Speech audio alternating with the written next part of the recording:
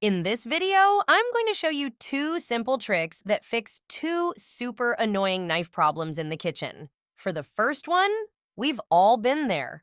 You're trying to get through dinner prep, but your knife is working against you. Every time you slice something, it just sticks to the blade. You lift the knife, and the food comes right up with it. It's annoying, it slows you down, and honestly, it can get a little sketchy when your fingers are that close to the edge. Here's why it happens. When you cut juicy veggies, they sort of suction themselves to the blade.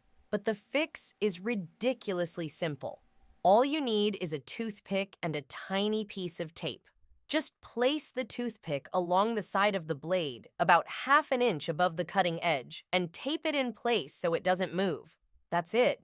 Now watch what happens when we slice that same cucumber. The pieces just fall right off. No sticking, no dragging, no fighting with your knife. This works great for cucumbers, potatoes, zucchini, basically any juicy veggie. It seriously cuts your prep time in half. Now for the second trick. If your knife is crushing food instead of slicing it, don't run out and buy a new set just yet.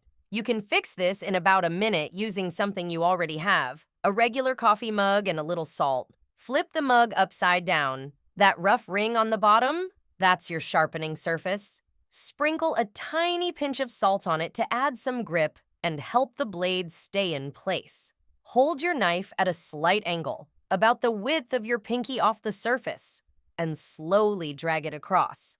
Nice and steady. Do about 10 passes on each side. No need to rush, just keep it smooth and consistent. And just like that, your knife goes from squishing to slicing in under 60 seconds. Now, quick bonus tip.